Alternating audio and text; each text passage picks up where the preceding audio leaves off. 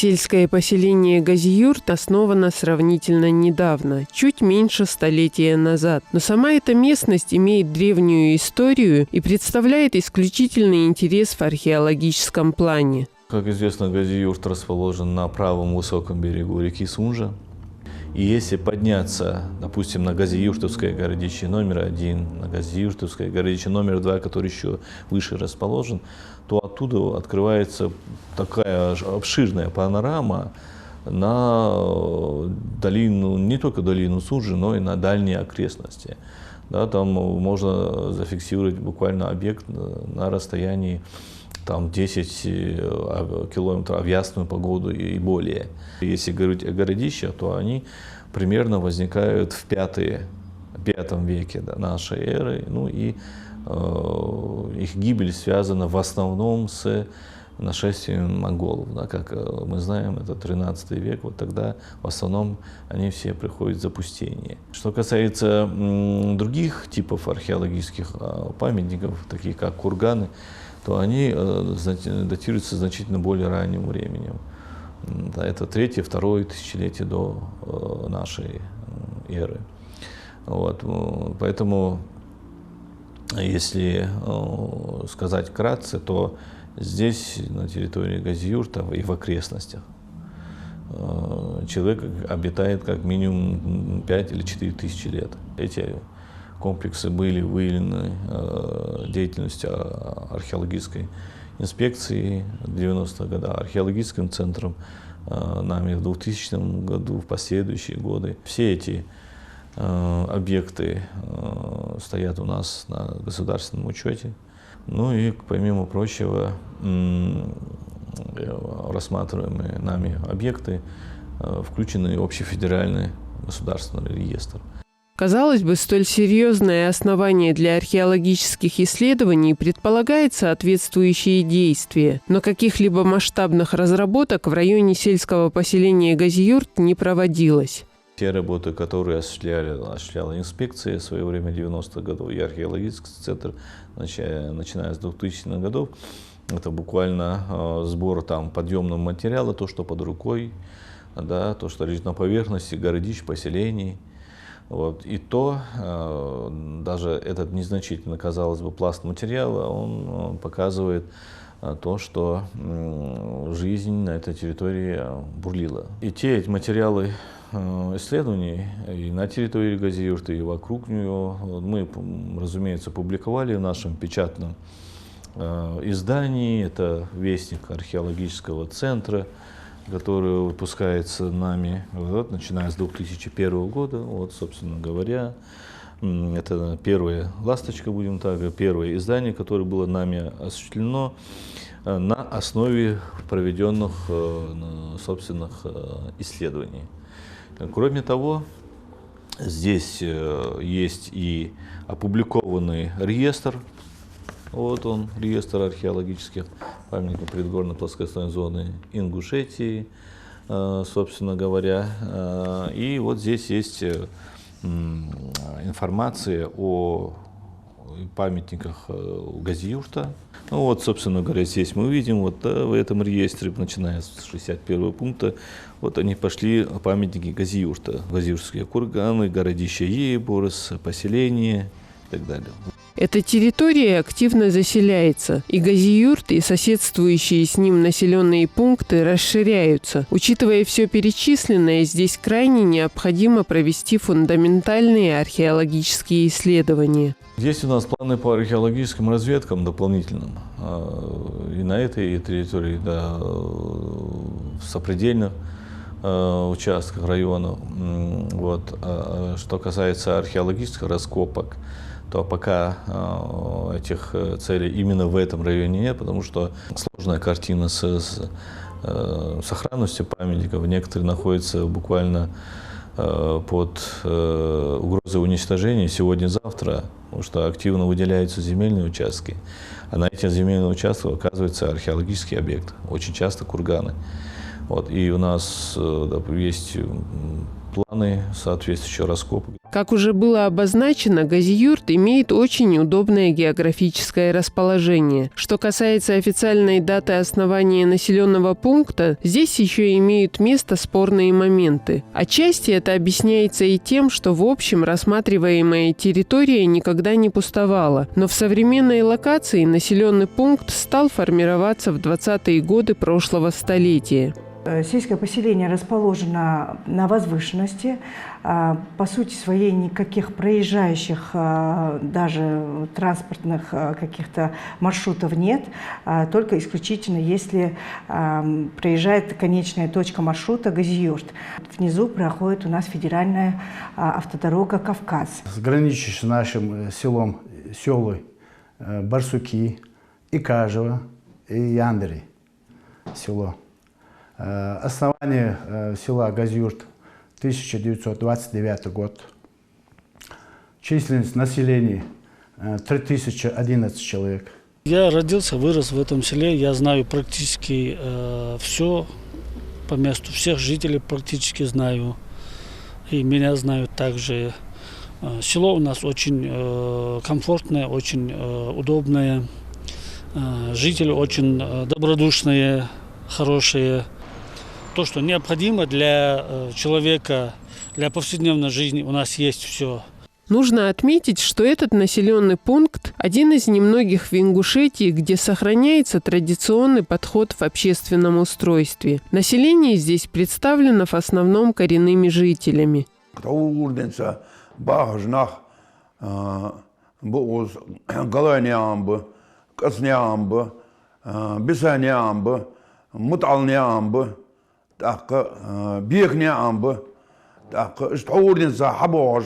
وقل بها نهضته ويرت اجرها حبين ارتخديا داوة جناها جي عشانوس так 29 сколько 25 году вену уз дышу дякат уз сагоч шисимиалю ж доан долдеш экшунт ва сет могуш юрт дох мерзик дольч дякат. Здесь в основном религиозные выходцы. Это мой дед Жинахати, последний хаджи, который посетил Мекку пешком. Захмат Махмад Костоев, я вот помню. Беку Куасым, Халухаю Салангири, Халухаю Аслангирей, Албаку Ахмед Иналович, Муталиев Магомед, Висаев Анзор, Абдул-Хаджи, Махмад. Эти старики передали, я ездил. Вот когда эти старики, они часто собирались в центре села. Вот едешь ты, сидишь на лошади, слезаешь с лошади. На бричке воду везешь, тоже слезаешь обязательно. Несмотря на то, что село расположено в густонаселенном районе, коммуникации здесь проведены сравнительно недавно. Вплоть до 90-х годов в селе не было элементарных условий для нормальной жизни. Но родился я в 1951 году в Казахстане, в Северном Казахстане. Точно помню, как мы вернулись, это было 10 ноября 1957 году. Почему я дату помню? Потому что в Москве были торжества, я маленький был, это было 7 ноября, с 10 ноября я в селе. Когда я зашел в село, это была лунная ночь, в селе не было никого почти, 5-6 семей, не больше. Ни воды, ни света, ни газа, абсолютно, без ни одной из этих самых, даже дороги не было. Здесь осетины жили.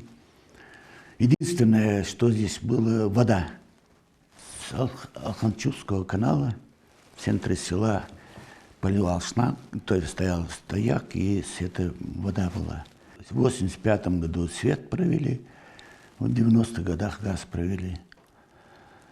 Тут в основном люди занимались скотоводством, огороды пахали. Ну, вообще-то, вот, мое детство прошло, мы ранней весной запрягались, поздней зимой отдыхали. Это считалось, что отдых. Когда зима подходит, то радовались.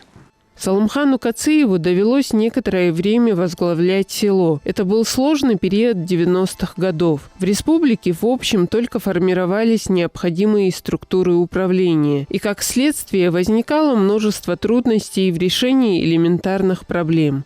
Я ходил в военной форме, хотя я не служил, а ночью, всю ночь дежурили, понимаете. Руслан Султанович жестко держал нас, и это самое. Но проблемы были при мне, газ, свет, вода, постоянно они были проблемы. Мы их решали. Но я недолго, года 2-3 был, ушел. Положил заявление, просто не мог. Те проблемы, которые решать, тогда еще не вину власти было, просто возможностей не было, денег не было.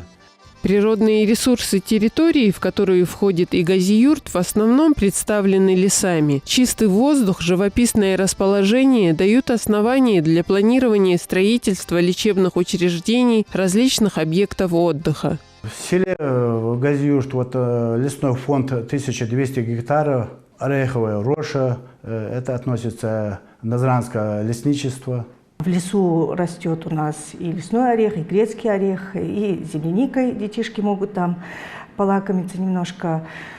Водятся небольшие животные дикие, но не сказать, что какие-то крупные опасные животные у нас в лесу имеются. Ну и черемша бывает. Сегодня в селе созданы практически все необходимые для нормального развития условия. Местные власти уделяют вопросам благоустройства должное внимание. В какой-то степени этому способствует и традиционный уклад, предполагающий очень быструю обратную связь с населением.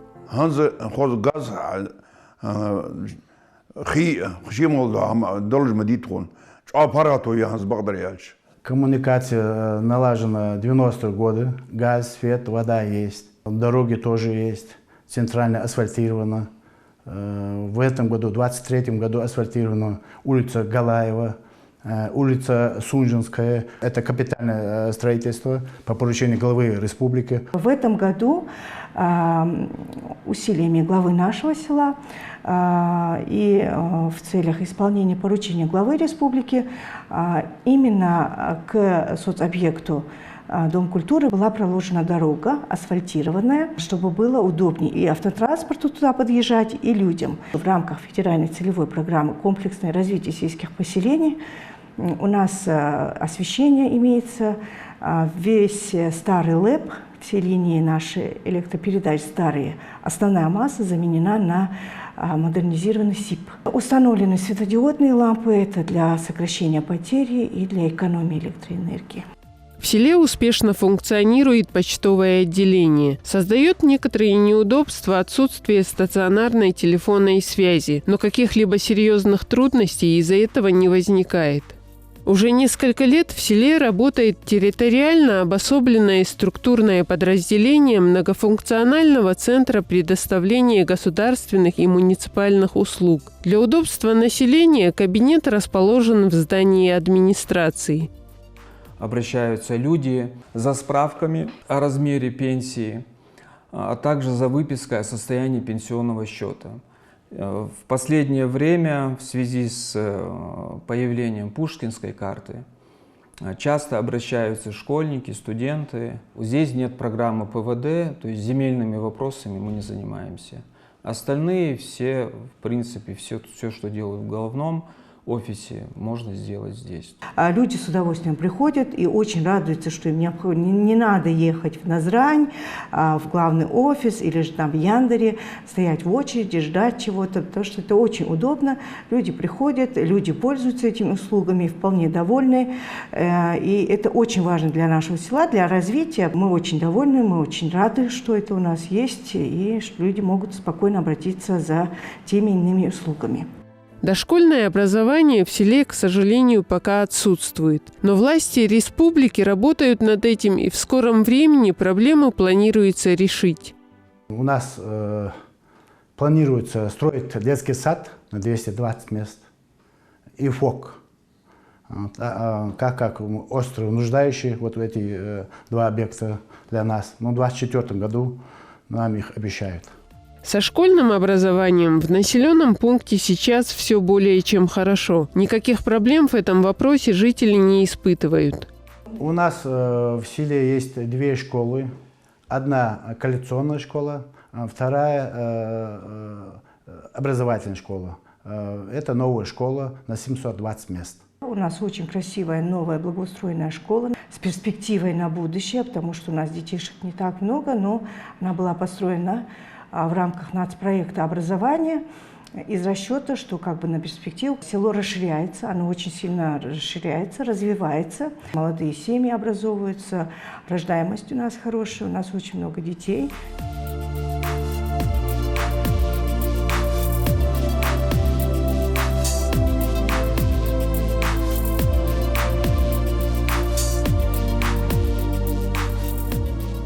Наша школа, средняя общеобразовательная школа сельского поселения Газиюрт, построена в 2020 году и введена она в эксплуатацию 20 июня 2020 года. Школа наша рассчитана на 720 мест ученических. На данный момент у нас в школе обучается 350 детей. Занимаемся мы в одну смену. Все уроки проходят в штатном режиме, то есть у нас школа обеспечена кадрами всеми. Начинаем с завтрака. Затем наши дети идут на свои уроки. Питаются у нас дети начальных классов, первых-четвертых классов. Но у нас еще бывает и дополнительный завтрак, где дети 5-11 классов имеют возможность позавтракать. У нас столовая, для этого у нас есть большая перемена. Мы организовали большую перемену, 20 минут. И за это время и учителя успевают пообедать, отдохнуть. По расписанию у нас 7 уроков. После уроков дети ходят на кружки по интересам. У нас теннисный клуб, у нас есть шахматный клуб. У нас открыты кабинеты «Точка роста», у нас открыты кабинеты «Успех каждого ребенка», у нас театральный кружок. То есть наши все дети заняты. После уроков они все расходятся по своим кружкам. Неурочная деятельность у нас проходит полноценно. Мы очень благодарны руководству республики нашей, правительству. С каждым днем радуемся вот этой школе, радуемся тому, что она у нас есть, потому что у нас есть возможности, да, заниматься, расширять свой кругозор, развиваться. Вот от души мы хотим сказать спасибо.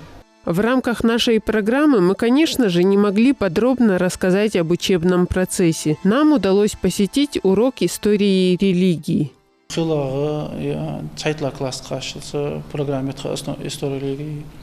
Оқчуға белгілі футбол бұсылсаки вахыр Құран тырхабул баш бережі заңда уже Құранды цан ялға барла исла класс хаю шламыз цохот мелдонжда хама зерде белгілді цан урок же кира шоджитхы хар кира урок 6 саат хултхы историялigi масё класс пхила класс халюлен тайтлаш қашыз берді ардала динс хот мелдон хамцын основу оливец сходулышты бері صحت شتوش دهت سوق أرش دهت ترى بيرا هيك درفت شين أتحاجة بوكوا حرفش حباشتي أديش الدلوش عن بواخش أديش نصلتي على ديش ورقش عوها شي حملة جوار الدلوش. Без преувеличения село Газиюрт может гордиться расположенной здесь коррекционной школой. В этом учреждении обучаются дети со всего Назрановского района, а также населенных пунктов Сунжанского района. Вот это вот слово прочитай по слогам. Начиная отсюда. Ага. Нет, это. Смотри. Вот. Вот буква. Прочитай.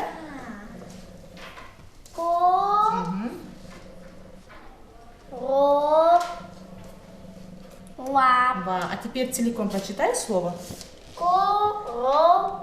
Молодец. Корова, да? Да. Давай с тобой сделаем гимнастику. Давай. Улыбнись, улыбнись, улыбнись. Вот, молодец. Посмотри. Делай дудочку. Вот так, давай.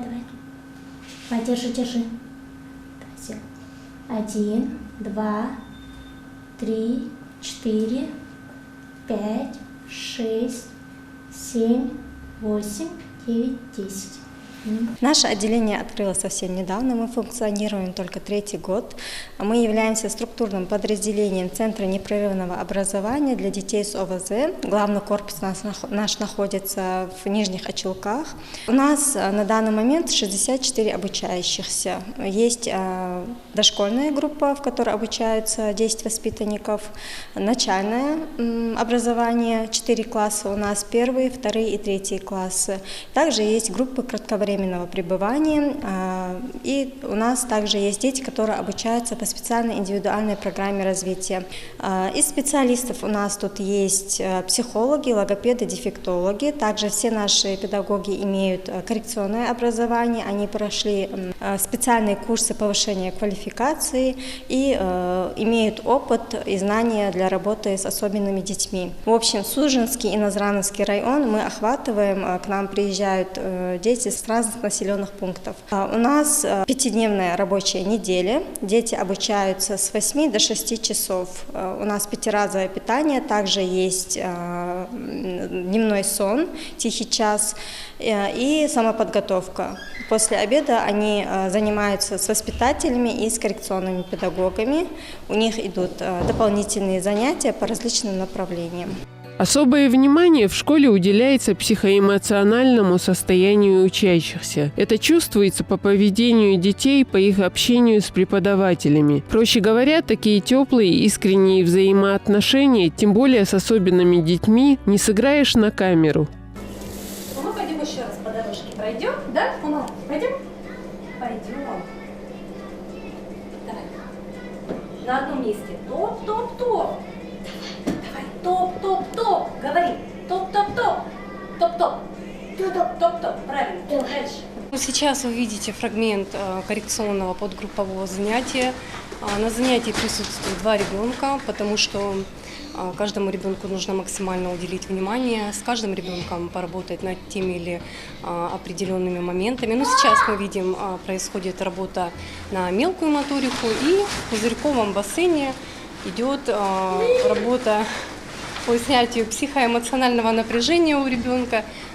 То есть 2 направления мы сейчас охватываем, и на одном занятии, конечно, не более 3 детей стараемся брать на групповое занятие.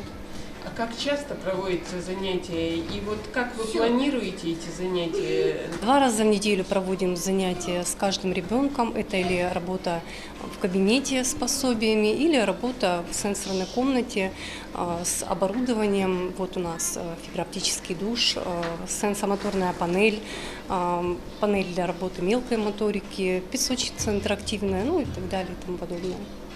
Ваша работа на что конкретно направлена? Вот цель вот этих занятий?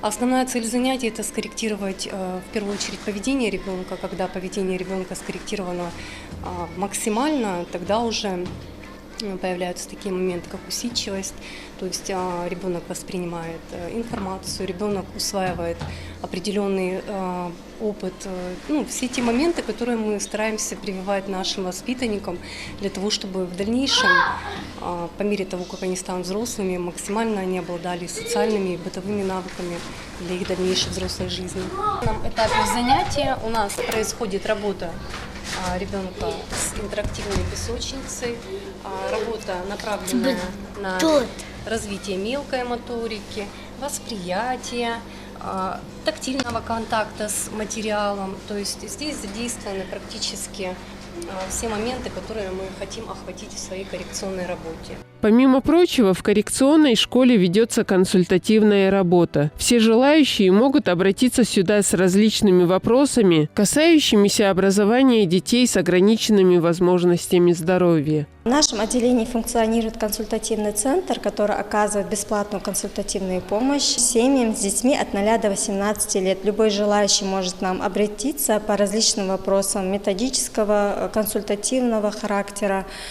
Консультируют у нас такие специалисты, как логопед, психолог, дефектолог. Каждую пятницу у нас идет бесплатный консультативный прием. То есть можете рекомендовать, да, куда они могут? Да, мы можем направить их на комиссию, на республиканскую психолого-медико-педагогическую комиссию. Они проходят комиссию. Если же комиссия определяет им программу адаптированную, которая подходит для обучения у нас, они идут к нам уже в дальнейшем обучаться, мы их зачисляем к нам. Какие-то организационные моменты, какие документы нужны? Вот такую помощь вы проводите? Да, обязательно мы составляем. У нас есть перечень, мы их консультируем, объясняем, где какие справки взять, когда пройти, по графику консультируем. Составляем для них полный маршрут действий дальнейших их. Рядом с сельской администрацией расположена и амбулатория. Здесь есть все условия для местного медицинского обслуживания. Работает квалифицированный персонал. У нас, получается, врачебная амбулатория сельского поселения – это первичное звено медицинской организации. Мы оказываем уже первичную помощь населению. Также мы выполняем работу, это профосмотр населения, взрослого, также и детского населения, диспансеризация взрослого населения, Д-наблюдение. То есть Д-наблюдение – это те пациенты, та часть населения, которая находится на Д-учете с хроническими заболеваниями. И раз в 3 месяца наши же специалисты, наш врач, да, терапевт и узкие специалисты ходят на дому, если эти же пациенты не могут к нам прийти, и осматривают этих пациентов и смотрят, каково их состояние. Также делаем углубленную диспансеризацию. Углубленная диспансеризация – это у нас получается пациентам, которые переболели COVID-19, как мы все знаем. Все анализы, необходимые анализы мы берем здесь. Педиатр у нас осматривает детей, так же, как и взрослого населения, проводит первичный осмотр. У нас есть, в принципе, все необходимое для того, чтобы мы проводили ту работу, которую уже непосредственно проводят наши специалисты, наши врачи. А для проведения узких консультаций, естественно, мы уже направляем узким специалистам, у которых у себя уже в кабинете есть все необходимое. То есть для лечения и осмотра наших пациентов, то, что выполняем мы свою работу, все необходимое у нас уже есть. К сожалению, в амбулатории нет столь необходимой для любого населенного пункта стоматологии. Но есть основания надеяться, что в скором времени проблема будет решена. У нас есть помещение, где готовится стоматология, просто нам необходима уже лицензия, мы работаем над этим. Я думаю, в скорейшем времени будет и стоматолог. А пока что мы также направляем население, которому необходимо осмотр стоматолога, уже в районную поликлинику. Имеющиеся в селе торговые точки в основном представлены небольшими продуктовыми магазинами. Каких-то крупных торговых центров здесь пока нет. Необходимые продукты есть. Жители в основном обеспечивают. Необходимости у нас таких нет. Куда-то выезжать, да? Выезжать, да, за пределы села.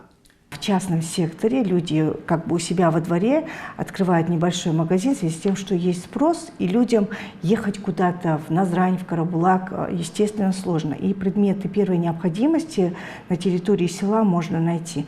У нас есть один более крупный магазин, в котором можно найти и посуду, и какие-то даже вот предметы быта. Что касается занятости местного населения, часть жителей задействована в функционирующих здесь государственных учреждениях, в которых работают и приезжие кадры. Некоторые заняты частным делом, кто-то выезжает на работу в другие населенные пункты. В основном наше население занимается сельским хозяйством. То есть каких-то цехов крупных у нас нет. У нас есть люди, которые занимаются разведением крупного рогатого скота, мелкорогатого скота и вот птицей. У нас есть крестьянско-фермерские хозяйства, которым была оказана помощь по линии Минсельхоза, то есть они получали гранты на развитие своего крестьянско-фермерского хозяйства. Эти люди работают, реализуют и молочную продукцию, и мясо. В принципе, потребности села они удовлетворяют в полном объеме. В селе есть мечеть, которая для удобства жителей расположена в центре, рядом с администрацией. Вопросам религии здесь уделяется особое внимание.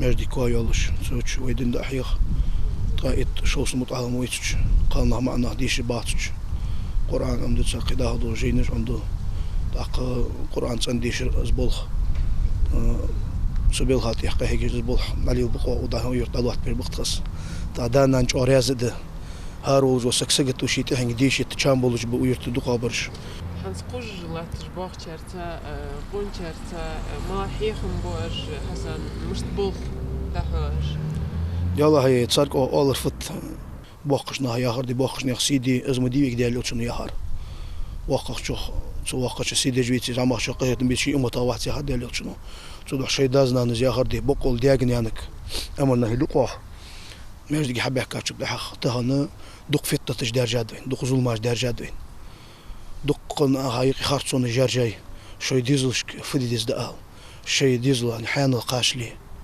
لا مسكر دولج معمولي قاش أنا إيمان خداتش ديز أجاهر دداتشون أمرنا هيدي ديزلش بقول أجاهر ددولج أنا بوصل دينتي حلقو بولشيت إيه تغن دق حماش دار جادوين كورت بغبج الحميقي يعني وين نخبوا بريقي دان دعو فتة تجيقي دان دوين سو فتة تخشي ديزلور بي تغن زامج أخارت سان يدوين أصحيح مش دق وقتان بيرس دين أددر بيرس دين حزيرتي ذكري تخيش الموجوش تيبار. В селе действует общественный совет, в который входят наиболее авторитетные жители, старейшины. Этот орган в случае необходимости подключается к решению соответствующих проблем. Туда входит имам мечети и турк один, и общественник. Такие вот вопросы, которые до меня доходят, их очень мало. Село такое небольшое, во-первых. Во-вторых, и таких проблем не бывает. Администрация тоже работает. Есть участковые, есть. Но тех, которые не могут решить, вот скажем, кровные вместе, и вот этих таких больших глобальных вопросов здесь нет. Маленькое село. Мы дружно живем, мы всех друг друга знаем. В последние годы отдельное внимание уделяется организации досуга и отдыха населения. Построены и успешно функционируют соответствующие объекты. Тоже в рамках федеральной целевой программы «Комплексное развитие сельских территорий» у нас построены воркаут-площадка, детская площадка. Потом в рамках нацпроекта «Культура» у нас построен очень красивый, благоустроенный дом культуры, который полностью штатно укомплектован. Мероприятия проводят как детские, так и взрослые, очень хорошо, очень качественно. Мы открылись в 2018 году, в декабре месяце. У нас функционирует в данное время 4 кружка. Кружок вокал, хореография, кружок ДПИ, то есть декоративно-прикладное искусство, и кружок ИЗО. Дети с большим удовольствием ходят, им нравятся все кружки. Просто иногда бывает, что они вот хотят, чтобы они вот ходили на все кружки, но у них не получается, со временем имеется в виду. Нам выдали инструменты, пианино, это гармошка, то есть доль и так далее, и так далее. Вот все инструменты у нас задействованы. То есть мы любим работать, именно я люблю работать под живую музыку.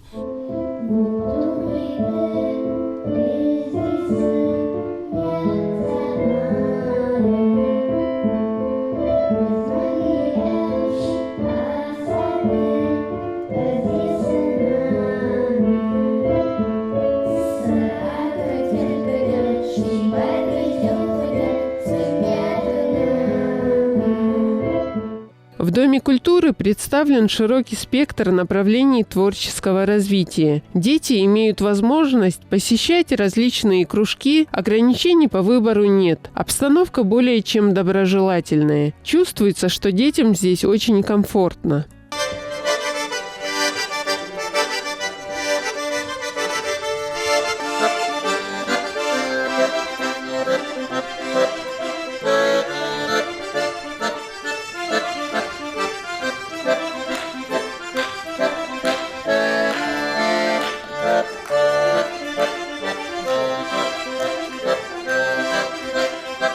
Я каждый день сюда прихожу. У меня танцевальный, ИЗО, ДПИ, актерский.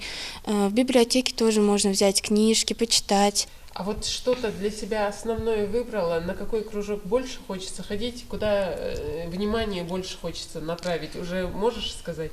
Ну, больше хочется направить внимание на танцевальный, потому что в дальнейшем надо поступать и куда-то ехать. Из-за этого больше надо на танцевальный, но так на всех. Я хожу на кружок танцевальный Я хожу где-то уже год или больше.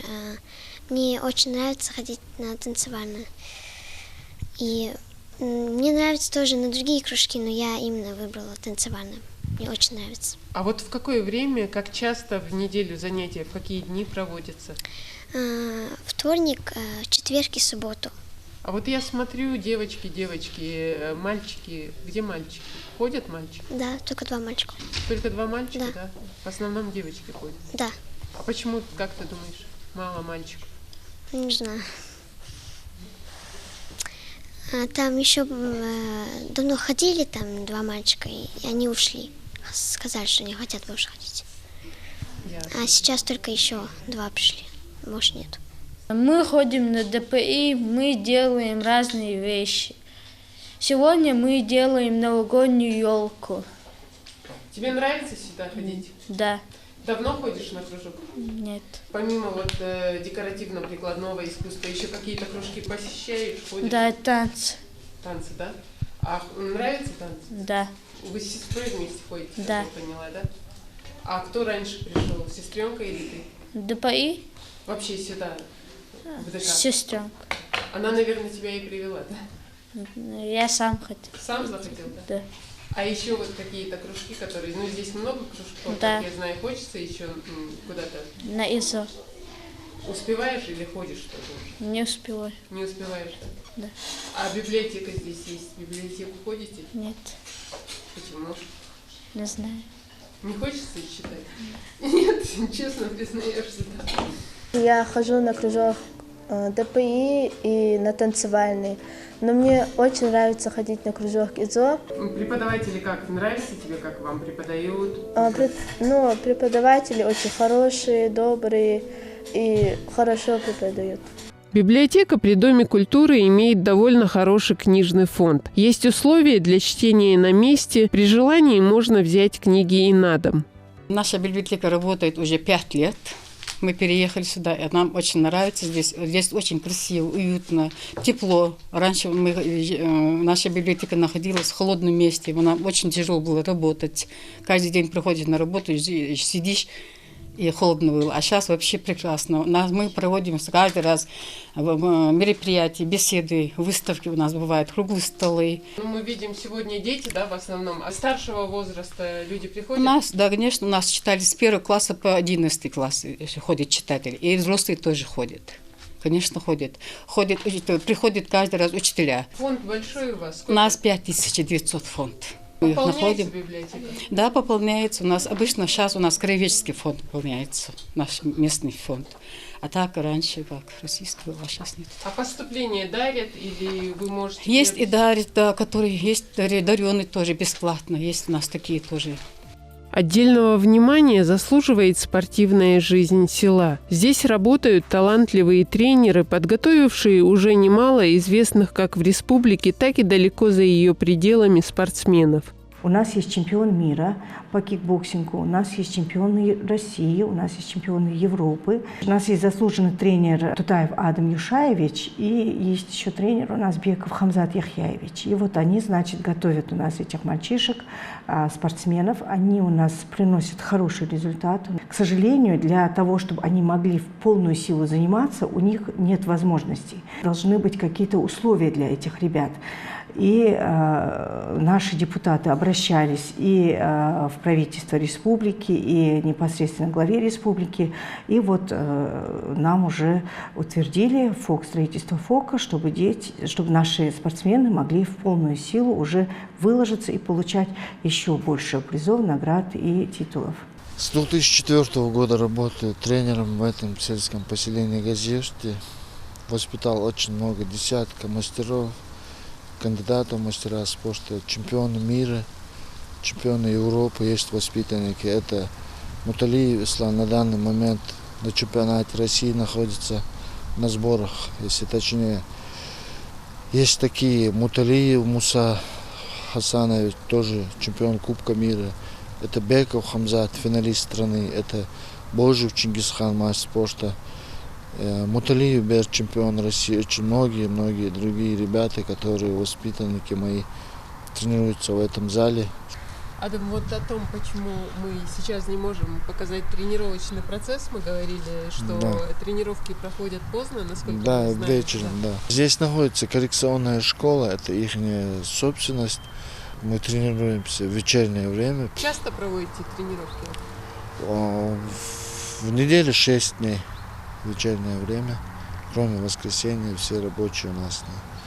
Мы сейчас находимся, я так понимаю, вот это поле футбольное? Да, это мини-футбольное поле нам здорово помогает вот в летнее время. Мы все время на улице, на свежем воздухе находимся. С какого возраста вы берете? И есть ли верхняя планка? До скольки лет ребята могут прийти к вам? Желательно с 11-12 лет, но есть детишки и поменьше, которые приходят, с ними приходится возиться, нянчиться, так как маленькие. А так с 11-12 лет мы набираем детей. А если пришел какой-то запоздалый ученик, который хочет заниматься, как вы к этому относитесь? Положительно отношусь, берем, трудимся и с ним. Подводя итоги нашей поездки в Газиюрт, особо хочется отметить атмосферу доброжелательности, которая чувствовалась на протяжении всего нашего пребывания в селе. Конечно, временные рамки не позволили нам показать все стороны жизни населенного пункта, должным образом пообщаться с жителями. Но этого времени вполне хватило для того, чтобы увидеть общую картину. Здесь, как и везде, наряду с успехами и достижениями, существуют и трудности. Но руководство и жители четко и ясно обозначают эти проблемы и делают все возможное для их решения.